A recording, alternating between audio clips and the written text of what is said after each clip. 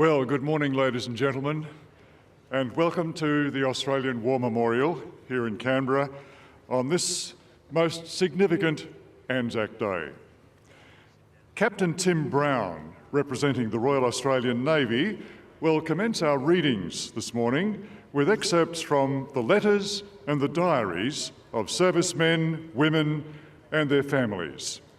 Captain Tim Brown.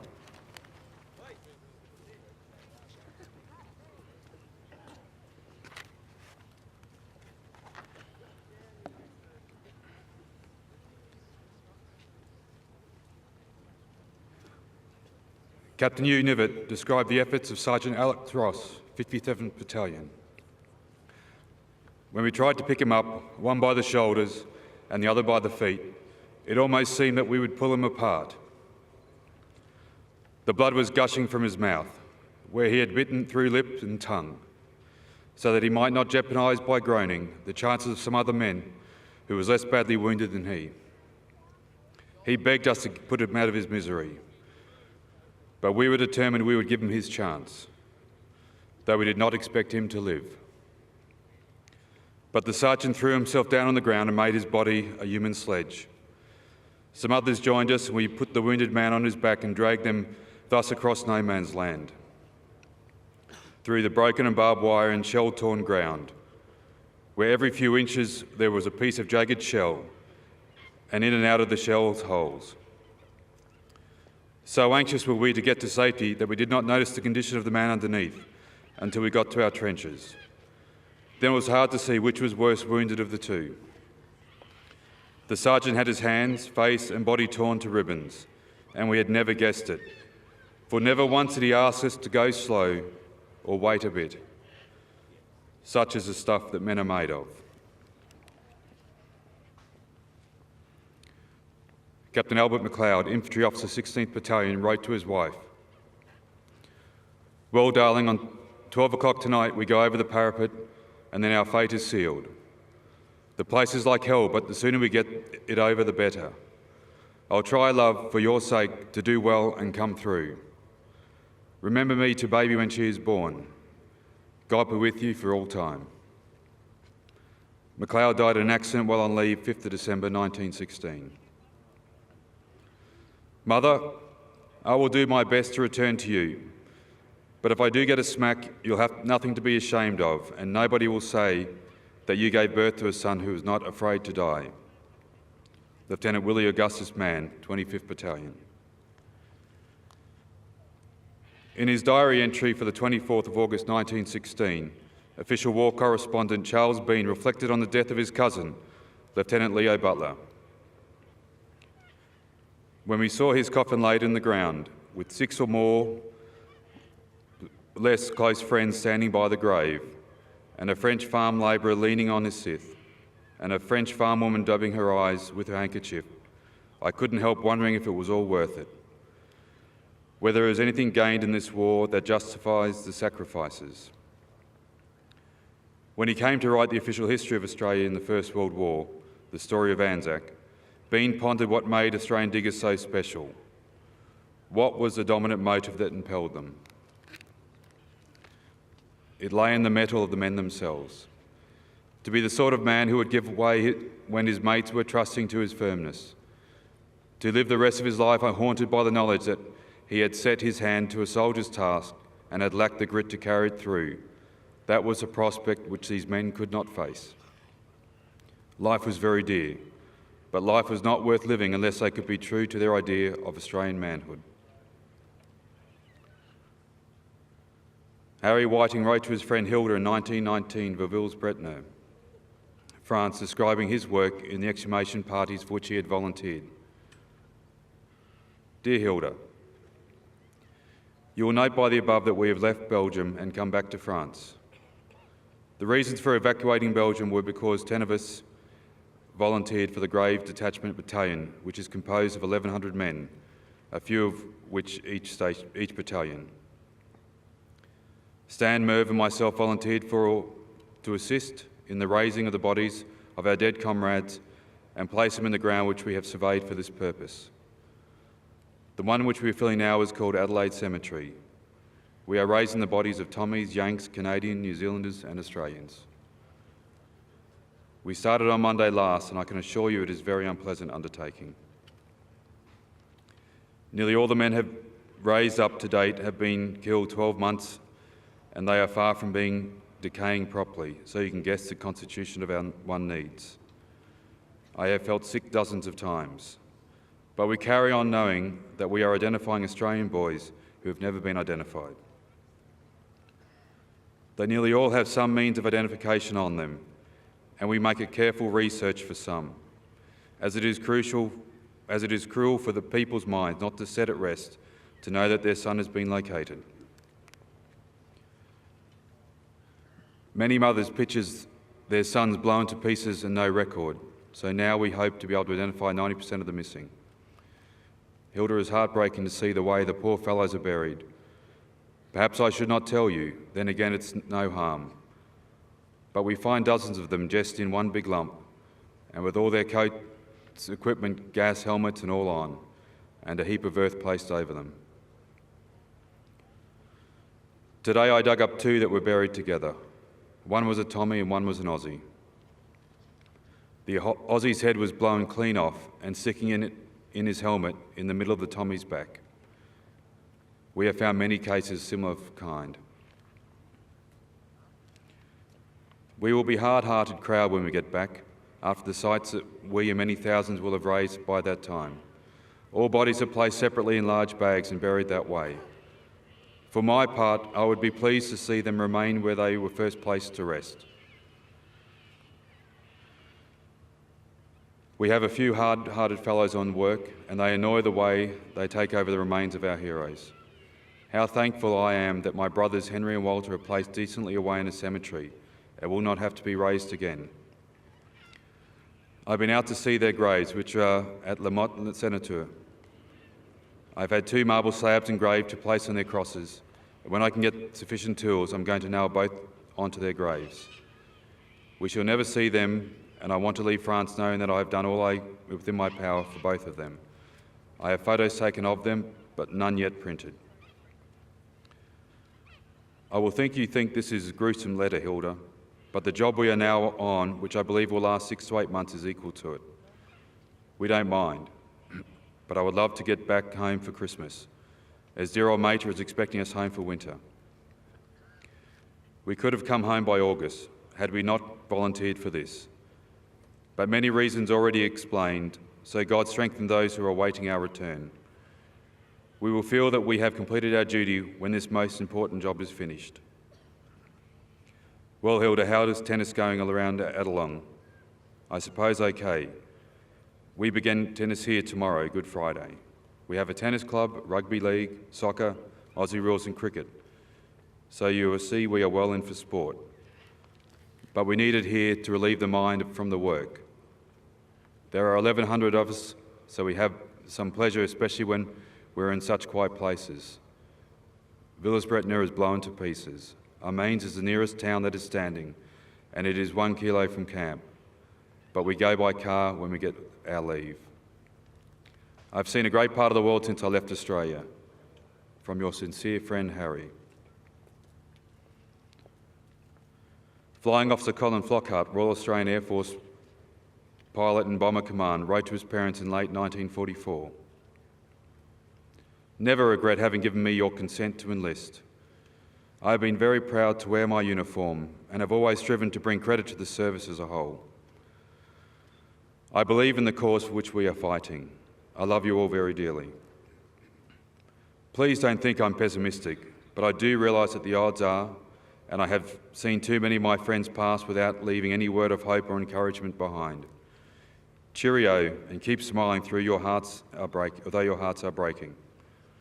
Colin Flockhart was killed on the 7th of January 1945. In a letter to his wife and 7 children in April 1941, Acting Corporal John Johnson, 2nd 23rd Battalion, described life during the siege of Tobruk. Just endeavouring to write you a few lines under rotten conditions. There are dozens of things I'd like to tell you, but of course this is out of the question. The fleas are very bad here, but we are issued with powder.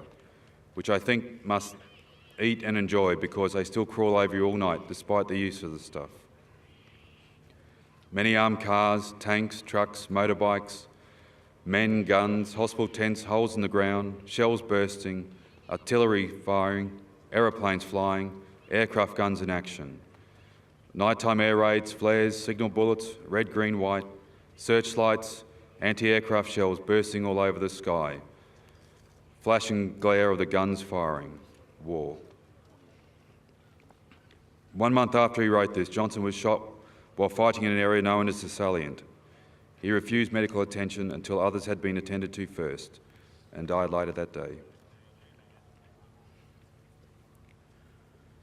When HMS Repulse was sunk in 1941, Lieutenant Paul Hayes was told by the medical officer on the rescuing ship that one of his 17-year-old Australian midshipmen was seriously wounded and wanted to see him. He later wrote to his wife about this young officer. Among the other midshipmen, this young man had appeared the least developed. Immature for his age and often in trouble, he had seemed and looked a near child. He'd been hit at his action station by a machine gun bullet from the last strafing gun by a Japanese aircraft. I asked to be alone with him and took his hand. He gave me a brave smile, which knifed into my heart and conscience for the previous admonishment I had bestowed upon him. He held on to my hand with a firm little grip, as though trying to express his last tangible feeling in the young life he must have known was slipping from him. I have never before or since seen death as the awareness of death in that moment of truth. So transformed youth to man. Suddenly he was an adult, brave and silently perceptive of the tragedy in which they were both enmeshed. He died that evening. Lieutenant Colin Simper wrote to his wife, Irene, in 1945, "I don't think you understand my position here, honey. Admittedly, I see a lot of dead and a lot of killing, but it's only the man who has it that day and night, for months on end, that is liable to be affected by it. No, I think you may rest assured it won't affect me unless it makes me love you more, and look forward to peace and our life together." Colin Simper died of his wounds at Tarakan on the 9th of June 1945. Flying off the Frederick Keck, number 455 Squadron, Royal Australian Air Force, wrote home to his mother in March 1942. "Please don't worry about what we are doing or what may happen to us. Being your sons mean that whatever we do is to your credit, and that if anything should happen to us, you could still hold your head high. We realise that this war must be far more trying for you than for us.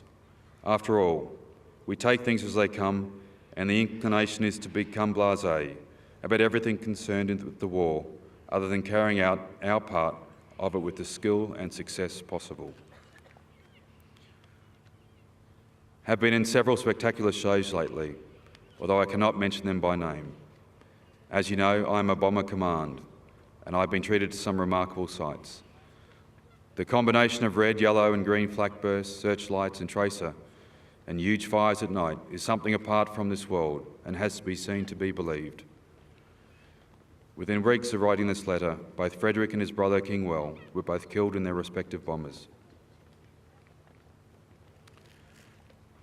Prisoner of War Stan O'Neill, 2nd 30th Battalion, Australian Imperial Force, describes the return to Changi from toiling on the Burma-Thai Railway. It was a moonlit night, and Changi with tropical waters around the island was so beautiful. I can still hear the squeals of the brake as the trucks lined up. The people from Changi knew we were coming, and they came over to see us, to look for old friends and see how we were. We got out of the trucks, a couple were dead, and we laid them on the ground, and we lined up on the road.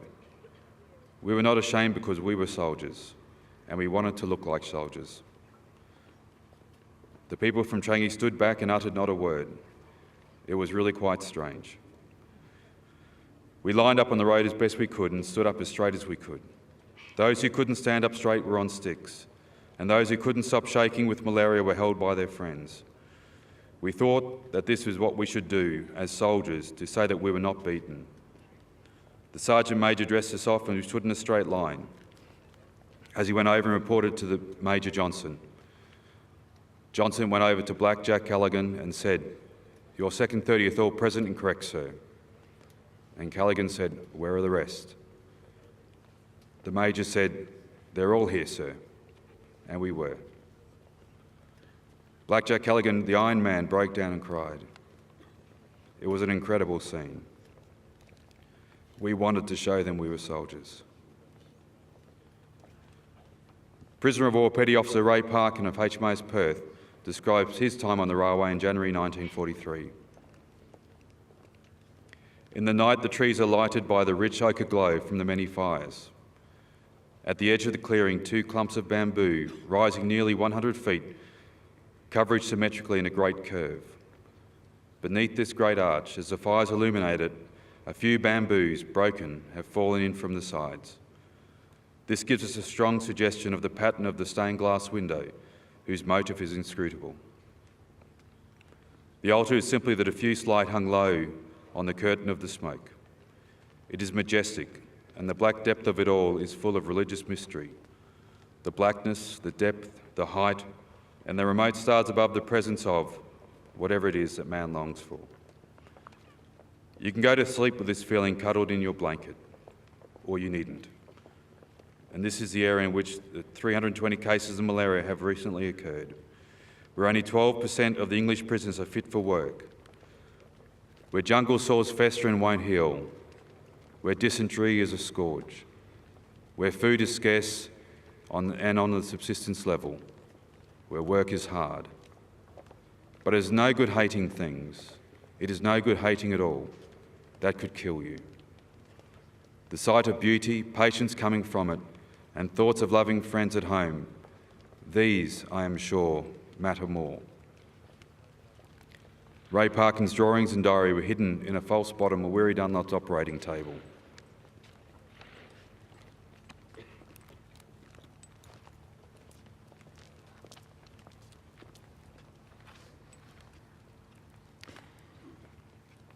Ladies and gentlemen, that was Captain Tim Brown, representing the Royal Australian Navy, with his readings this morning. We now continue the readings, and representing the Royal Australian Air Force is Flight Sergeant Hayden Inwood.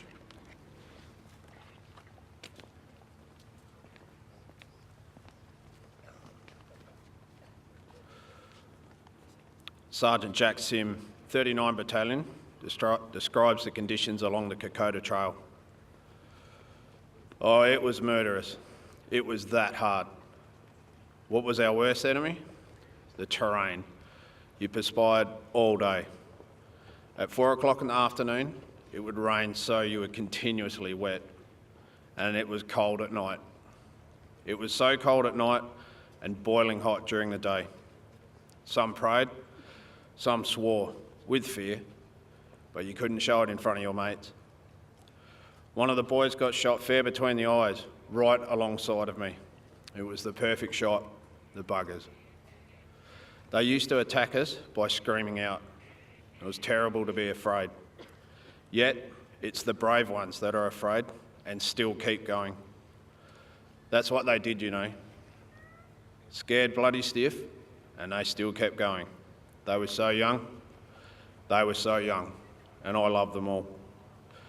Nobody went to that war, or any other, I suppose, that didn't get wounded mentally, if not physically. It wasn't possible.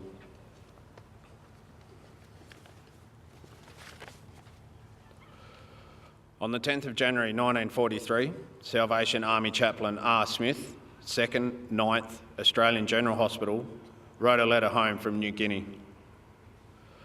Although I find this work a great strain, I am grateful for the opportunity of serving these men. I do not believe there has ever been a campaign where men have suffered hardship, privation and incredible difficulties as in this one. To see these men arrive here wounded and ill from terrible tropical diseases, absolutely exhausted, clothes and tattered and filthy, long matted hair and beards, no description of their incredible suffering could possibly be an exaggeration. I've seen so much suffering and sorrow here more than ever. I've realised the tragedy of war and the heroism of these men. Lieutenant Colonel Khan, 1st Battalion Royal Australian Regiment, was wounded during a night patrol in Korea on the 11th of November 1952, and he writes, "I remember dying. I went up into the air and I saw myself lying on that hill, dead. I was in no pain. I was terribly content and happy. Then I thought of my wife and I thought I had to come back. And then it all started to hurt." Writing many years after the Korean War, Sergeant Brian Cooper, recipient of the Military Medal, recalled his time serving with 2 RAR.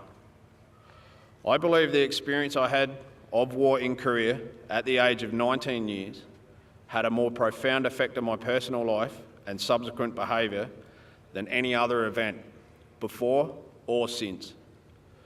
That experience shaped my personality in ways I think I would have preferred to have avoided, and much of what I was when I returned from Korea is still with me today."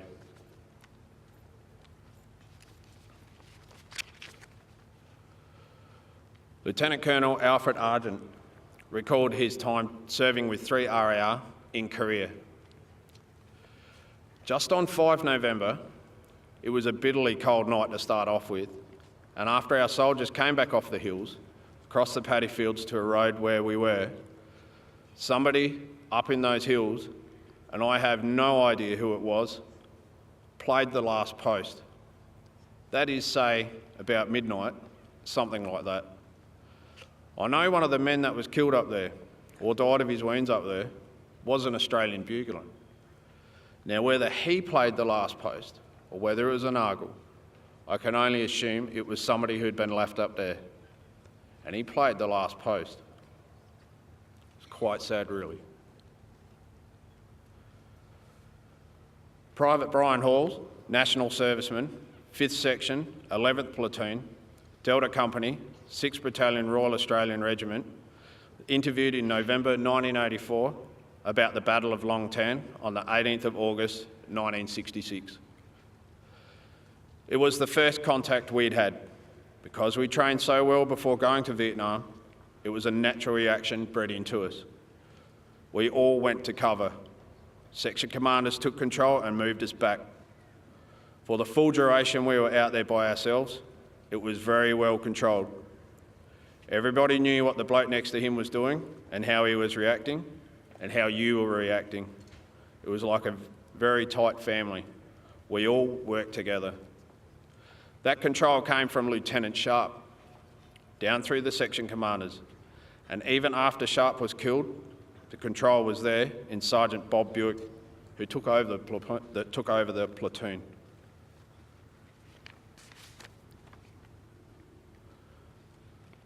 Captain Tony White, 5 RAR Battalion Medical Officer, was the first doctor on the scene of a landmine incident in South Vietnam on the 21st of February 1967. 10 metres away, the APC lay on its side. Its back door had been blown off and nearby laid what at first glance seemed to be a pile of discarded uniforms, blackened and dusty. Getting closer, I realised the heap was composed of dead and wounded soldiers. In amongst the carnage, I came across the body of Mick Paul. He had just turned 20 and was a favourite with the village kids because of his cheeky good humour. He played the tenor horn in the battalion band. On patrol, bandsmen acted as stretcher bearers and provided first aid. I caught up with a B Company medic and 3 more stretcher bearers, all dazed and wounded, but getting on with tackling what laid at hand. 7 Australian soldiers died and 28 were wounded, 2 of whom later died of their wounds. Many years after that event, Private Ross Wood, 5 RAR, recalled the terrible incident. There was a lot of sadness as we all knew our mates who had been hit, and the deathly silence in the company position as that last Iroquois with the bodies on board flew slowly over our position as it seemed to last forever.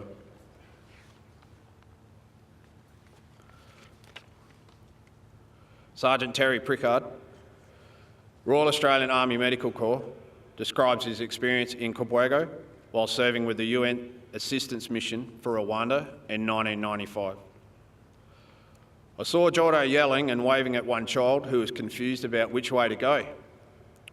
Jordo was trying to get this boy to come to us, but he was so scared that he froze. With so many rounds flying around, he wouldn't have lasted long. It was then that I saw Jordo do the most amazing and bravest thing I have ever witnessed. He ran to the boy, who was stuck in an area under intense fire, grabbed him in both arms, and then ran back to us. Jordo put the boy in the back of the truck where Nico was looking after several refugees awaiting evacuation to the landing zone. He then went back to the patient he had been treating as if nothing had ever happened. A member of the Special Air Service Regiment describes the actions of a comrade in Chora Pass, 2006. The boys were taking a pasting. Recoilless rifle, mortar, machine gun and RPG fire was pouring in. That's when one of our cars was hit by an RPG. Out of the three of them, he was the only one left unscathed. The crew commander got it the worst, took some bad shrapnel in the neck and face and fell out of the car. And even with all that fire coming in, he just ran round to the exposed side of the car and picked up his crew commander, put him back in the vehicle and held on to him as he drove through the most horrendous fire to get the boys to safely. Mateship at its finest. Sergeant C. Fallon, Ordnance Corps, Rotary Wing, Kandahar. At this moment, I am proud. Proud of my wife and her efforts back home. Proud of my country. Proud that I am serving my country. Proud of my mate's service and proud of the sacrifices we all make in order to serve. As the unmistakable thud of the chook taking off resonates around the airfield, I close my eyes and say a little prayer for the team heading out and wish them well as they head into the darkness. I will catch a couple of hours sleep and do it all again, because this is what I do and where I want to be. Squadron Leader Sharon Brown, Commander of the Royal Australian Air Force Combat Surgical Team in Afghanistan in 2008, reflecting on her service. I have awaited their return and tended their wounds, never able to fully comprehend the darkness of man that they encountered upon their journey. I've witnessed their adrenaline-filled highs of survival and their immense depths of despair at the loss of a mate. I've laughed reservedly at the often black-humoured stories of soldiers who photographed their legs before a patrol just in case they never saw them again, and faced the reality of their need to loosely wear a tourniquet on each limb, ready to stem the almost inevitable hemorrhage that could end their life. I have been privileged to hear of the unimaginable acts of bravery and self-preservation, and I have stood by silently to attempt to pick up the pieces when it all falls apart. I have worn their blood. So many of us have worn their blood.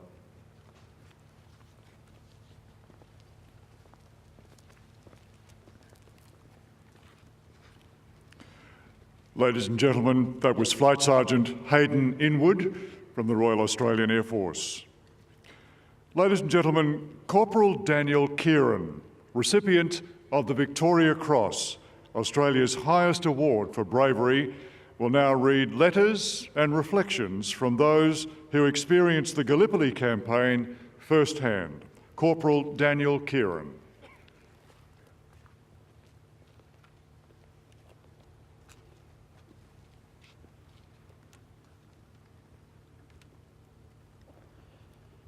Two days before the Anzac landing, Sergeant Benjamin Lane made a diary entry to his wife Phyllis back in Adelaide. Dearest, we have just received word to embark on the destroyers at 10:45 a.m. tomorrow. But if I am to die, know that I die loving you with my whole heart and soul, dearest wife that a man ever had. Kiss little Gwen and our new baby, who perhaps I may never see. And never let them forget Daddy. and tell Mother that I am not afraid to die, nor am I afraid of what is to come after death. And now, dear, dear sweetheart, goodbye, goodbye. Lane was killed in action in April 1917 at Bully Court. On the eve of the landing, Lieutenant Alan Henderson, an accountant from Hawthorne in Melbourne, wrote, "It is going to be Australia's chance to make a tradition out of this, that she must always look back on. God grant it will be a great one. The importance of this alone seems stupendous to Australia." Private Frank Loud, 9th Battalion, Anzac, described the landing. Each little movement in any of the boats could be quickly heard and was quickly hushed. As our pinnace was slightly ahead of the other four, our boat was the first to ground. I was standing on the seat aft when the first rifle shot was fired. On reaching the beach, I quickly loaded and fitted the bayonet on my rifle while staggering across the 40 yards of sand. By the time, there must have been at least 100 rifle cracks at us. I think every man's one thought was to get to the top of that cliff. Signaller Ellis Sillis, 16th Battalion, an artist before enlisting, described his experiences of the landing. The destroyer took us close into the shore, and then we were transferred into the ship's boats. We were, in very truth, in the thick of it now. Boatloads of wounded coming from the shore, shrapnel bursting round us, salvos from our own ships shelling the ridges. The noise was appalling. We are now climbing the heights. I'm given a pick to carry. Halfway up, I had to drop it. It was too much for me. The lads on the top of the hill are glad to see us, for they have had an anxious time, holding their position on the ridge. Now some of the chaps are getting it, groans and screams everywhere, calls for ammunition and stretcher bearers. This is horrible. Wonder how long I can stand it. Alice Ashmead Bartlett, the British war correspondent, noted, "A serious problem was getting away the wounded. All those that were unable to hold to the beach had to be carried down from the hills, then hastily dressed and carried to the boats. The courage displayed by these wounded Australians will never be forgotten." Private John Croft, 3rd Battalion, later recalled, "It was a great fight while we were getting out of the boats, and a good many got shot, but a bayonet charge soon shifted the Turks and things got pretty lively. Towards 12 noon, they were knocking us over pretty often, and I stopped a bullet in my pocketbook after it had gone through my arm." Lieutenant Victor Pascoe, 8th Battalion, wrote to the mother of Lieutenant Maurice McLeod, describing the death of his son at the landing on the 25th of April 1915. "It is beyond me to speak of him and what his life at all times was.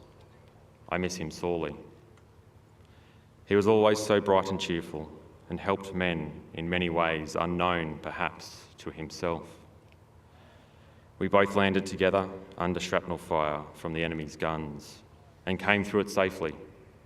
We took up a position further inland and were lying behind cover of some bushes when a shrapnel shell burst overhead.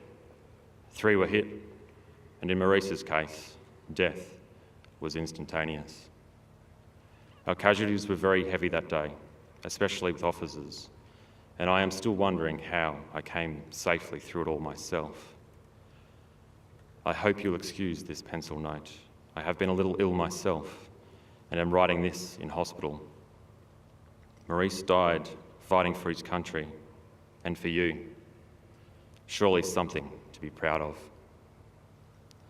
Corporal Greg Mitchell, 10th Battalion, was one but many among many who witnessed some terrible things. A sturdy Australian lay on his face, congealing blood flowed from a ghastly wound in his head, streaking his face and forming a crimson pool. His flesh was a waxen colour I was to grow so familiar with. Alec Gilpin had been fatally wounded in the stomach. All day he begged to be shot. Big Montgomery gathered Cyril Smith in his arms. His last words were, "Tell Marjorie how I died." Private Archie Borwick, infantryman, 1st Battalion, described the first day. All day the ground rocked and swayed backwards and forwards from the concussions. Men were driven stark staring mad, their nerves completely gone. We were all nearly in a state of silliness and half dazed, but still the Australians refused to give ground. The Australian nurses on the hospital ship had to contend with a stream of wounded. Sister Ella Tucker, Australian Army Nursing Service, wrote, "The wounded from the landing commenced to come on board at 9 a.m. and poured into the ship's wards from barges and boats. The majority still had on their field dressings, and a number of those were soaked through. 2 orderlies cut away the patients' clothes, and I started immediately with dressings. There were 76 patients in my ward, and I did not finish until 2 a.m. Artist soldier Alcilis wrote on the 17th of May, "Dawn, the roll is called. How heartbreaking it is. Name after name is called. The reply, a deep silence which can be felt. Despite the noise of the incessant crackling of rifles and screaming of shrapnel, there are few of us left to answer our names. Just a thin line of wary ash-faced men. Behind us, a mass of silent forms, once our comrades. There they have been for some days. We have had not the time to bury them.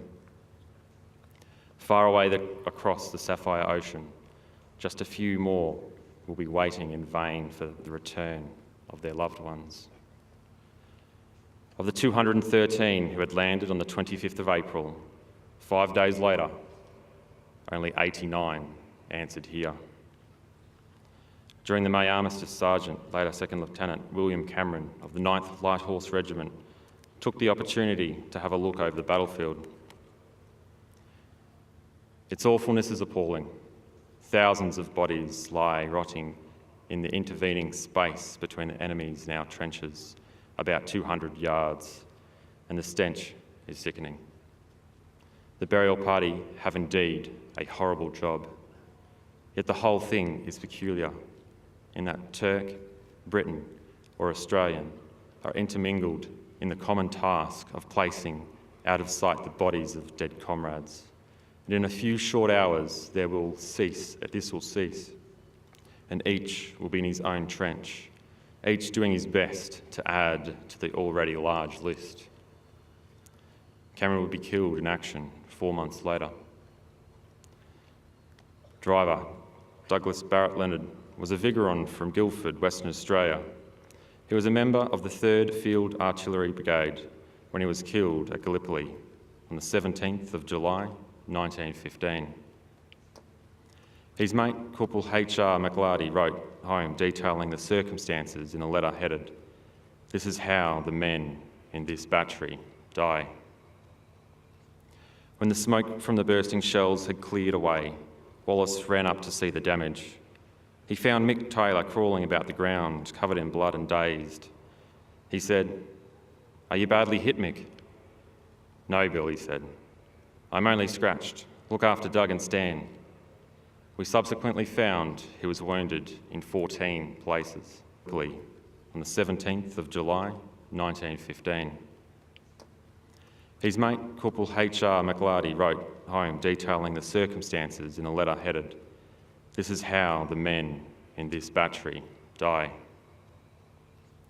When the smoke from the bursting shells had cleared away, Wallace ran up to see the damage. He found Mick Taylor crawling about the ground, covered in blood and dazed. He said, "Are you badly hit, Mick?" "No, Bill," he said. "I'm only scratched. Look after Doug and Stan." We subsequently found he was wounded in 14 places. Bill Wallace then picked up Doug Leonard. The poor lad had one arm blown off, one leg shattered at the thigh, and internal wounds. He said, "I'm done. Look after Mick and Stan. Don't mind me." Carter was leaning on the gun. He had a fearful wound in his side. He said, "I'm sorry I'm moaning. I know it will upset the others, but I can't help it. I can't help it." He died, poor lad, almost immediately. His wounds were so bad. But did they get the gun? Doug, Barrett Leonard, was in fearful agony, but kept saying, "I'm dying, but by God, I'll die game." He lingered for 2 hours, and it was a pitiful thing to watch. His last words were, "I died at the gun, didn't I?" And so he went, dear lad, the most gallant, the most unselfish little soldier God ever made. He has taught us all how to die. Mick may pull through, 14 wounds, God grant it, maybe so. I do not think in the whole history of this war there is anything to eclipse this incident for gallantry or unselfish devotion to comrades. The General spoke to us all. He said, "Dear lads, I have heard of nothing grander than the way your comrades died. I am proud of your battery. I will be proud to be a gunner in your battery. I only hope that when you return, you will be appreciated as you should be." We buried the dear lads side by side at midnight. It was a real soldier's burial. The minister's voice was drowned in the crack of bullets whistling overhead, and thus we left them. Private Victor Nicholson saw his mate Lofty killed at Queen's Post, Gallipoli, shot through the eye while peeping through a loophole. He didn't cry unless Gallipoli was one long cry. If you cried once, you never stopped. There were friends going every day and sometime every hour of every day, wonderful friends. I cried inwardly. That's all you could do. Lieutenant Walter Claridge, infantry officer of the 28th Battalion. We just had to grit our teeth and do our job. I'm not going to tell a lie and say I wasn't afraid. Who wouldn't be with death grinning at you from all around? I don't know how I stood it so long without breaking. Private Edgar Morrow, infantryman, 28th Battalion. I remember the sorry spectacle we made as we came out of the line the following morning. A wretched, shattered few of the cheery 8 or 900 who had passed that way only a few hours before. Our colonel stood on the side of the road as we passed, and he was not ashamed of the tears that were plainly visible on his face. Second Lieutenant Charles Pinnock, 57th Battalion, wrote to his mother in August 1915 after the tragic battle at the Neck. You can imagine what it was like, really too awful to write about. All your pals that had been with you for months and months, blown and shot out of all recognition. There was no chance whatsoever of us gaining our point. Roll call was the saddest. Only 47 answered their names out of close to 550 men. When I heard the result, I simply cried like a child. St. Pinnock was killed in France a year later. Sister Linda King, aboard the hospital ship Cecilia, was deeply affected by what she saw. I shall never forget the awful feeling of hopelessness on night duty. It was dreadful. I had 2 wards downstairs, each over 100 patients, and then I had 2 small wards upstairs. Altogether, 250 patients to look after. Shall not describe their wounds. They were too awful. One loses sight of all the honour and the glory in the work we are doing. Captain Frederick Tubb of the 7th Battalion described what happened at Lone Pine in early August. We went in 670 strong, and we came out 320. All the officers except the CO and Captain Lay were hit. I was extremely lucky and felt gratified for being alive and able to write. My luck was in all the time. It is miraculous that I am alive. 3 different times I was blown yards away from bombs. Burton of Euroa deserved the highest award for his gallant action for 3 times filling a breach in the parapet till they killed him. A lot more of our good old 7th are gone. Anyway, the CO is very pleased with me, and so is the Brigadier, so I feel happy as Larry. There were more than 2,000 Australian casualties at Lone Pine. Tubb was one of the 7 Australians to be awarded the Victoria Cross for his bravery. Private Cecil McNulty, 3rd Battalion, also fought at Lone Pine. He made a last entry in his makeshift diary on 8th August.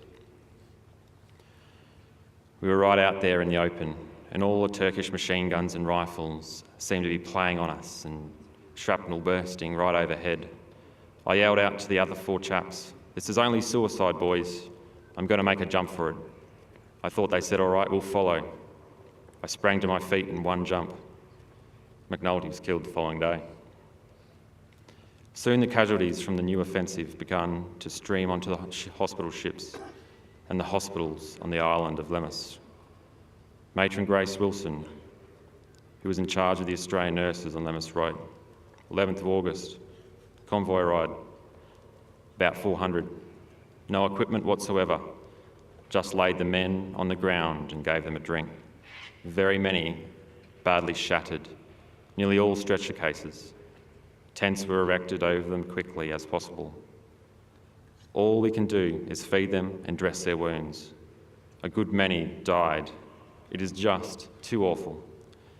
One could never describe these scenes, could only wish all I knew to be killed outright. Sergeant A.L. Devine, 4th Battalion, from Maroubra in Sydney, summed up the feelings of many of the Australians evacuated in December. "We are all very sorry to have left Anzac without gaining our objective after 9 months' hard effort, but the position in front of us was impossible and our position untenable during the winter months. The whole business has been a very sorry mess-up and a sheer waste of men and material."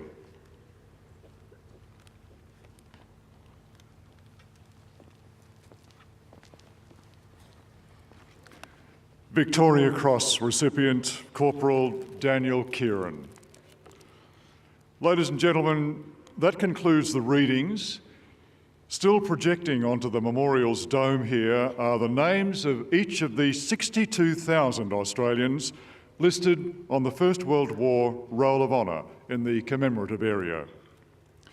These projections commenced on the 4th of August 2014, the 100th anniversary of the start of the First World War, and will continue from sunset until the approach of sunrise each evening until November 2018. Each name reminds us to look beyond the broad brushstrokes of history to remember the individual sacrifices made in our name.